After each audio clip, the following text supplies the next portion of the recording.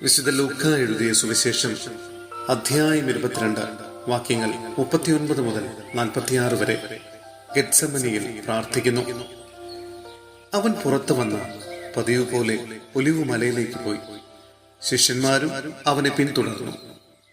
അവിടെ എത്തിയപ്പോൾ അവൻ അവരോട് പറഞ്ഞു, നിങ്ങൾ പരീക്ഷയിൽ ഉൾപ്പെടാതിരിക്കാൻ പ്രാർത്ഥിക്കുവിൻ. അവൻ അവരിൽ നിന്ന് ഒരു കല്ലേറ് ദൂരം മാറി മുട്ടിന്മേൽ വീണു പ്രാർത്ഥിച്ചു. പിതാവേ, അങ്ങേക്കിഷ്ടമെങ്കിൽ ഈ പാനപാത്രം എന്നിൽ നിന്ന് അകറ്റണമേ. എങ്കിലും എന്റെ ഹിതമല്ല, അവിടുത്തെ ഹിതം നിറവേറട്ടെ. അപ്പോൾ അവനെ ശക്തിപ്പെടുത്താൻ സ്വർഗത്തിൽ നിന്ന് ഒരു ദൂതൻ പ്രത്യക്ഷപ്പെട്ടു. അവൻ തീവ്രവേദനയിൽ മുഴുകി കൂടുതൽ തീക്ഷ്ണമായി പ്രാർത്ഥിച്ചു. അവന്റെ വിയർപ്പ് രക്തത്തുള്ളികൾ പോലെ നിലത്ത് വീണു. അവൻ പ്രാർത്ഥന കഴിഞ്ഞ് എഴുന്നേറ്റ് ശിഷ്യന്മാരുടെ അടുത്തു വന്നപ്പോൾ അവർ വ്യസനം നിമിത്തം തളർന്ന് ഉറങ്ങുന്നത് കണ്ടു. അവൻ അവരോട് ചോദിച്ചു, നിങ്ങൾ ഉറങ്ങുന്നതെന്ത്? പരീക്ഷയിൽ അകപ്പെടാതിരിക്കാൻ ഉണർന്നിരുന്ന് പ്രാർത്ഥിക്കുവിൻ.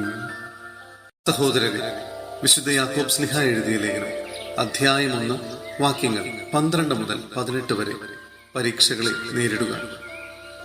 പരീക്ഷകൾ ക്ഷമയോടെ സഹിക്കുന്നവൻ ഭാഗ്യവാൻ. എന്തെന്നാൽ അവൻ പരീക്ഷകളെ അതിജീവിച്ച് കഴിയുമ്പോൾ തന്നെ സ്നേഹിക്കുന്നവർക്ക് ദൈവം വാഗ്ദാനം ചെയ്തിരിക്കുന്ന ജീവന്റെ കിരീടം അവന് ലഭിക്കും. പരീക്ഷിക്കപ്പെടുമ്പോൾ താൻ ദൈവത്താലാണ് പരീക്ഷിക്കപ്പെടുന്നത് എന്ന് ഒരുവനും പറയാതിരിക്കട്ടെ. എന്തെന്നാൽ ദൈവം തിന്മയാൽ പരീക്ഷിക്കപ്പെടുന്നില്ല, അവിടുന്ന് ആരെയും പരീക്ഷിക്കുന്നുമില്ല. ഓരോരുത്തരും പരീക്ഷിക്കപ്പെടുന്നത് സ്വന്തം ദുർമോഹങ്ങളാൽ വശീകരിക്കപ്പെട്ട് കുടുക്കിലാകുമ്പോഴാണ്. ദുർമോഹം ഗർഭം ധരിച്ച് പാപത്തെ പ്രസവിക്കുന്നു. പാപം പൂർണ്ണ വളർച്ച പ്രാപിക്കുമ്പോൾ മരണത്തെ ജനിപ്പിക്കുന്നു. എന്റെ പ്രിയ സഹോദരരെ, നിങ്ങൾക്ക് മാർഗഭ്രംശം സംഭവിക്കരുത്.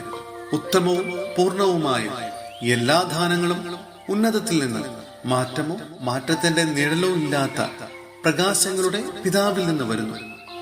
തന്റെ സൃഷ്ടികളിൽ ആദ്യഫലമാകേണ്ടതിന് സത്യത്തിന്റെ വചനത്താൽ നമുക്ക് ജന്മം നൽകാൻ അവിടുന്ന് തിരുമനസ്സായി.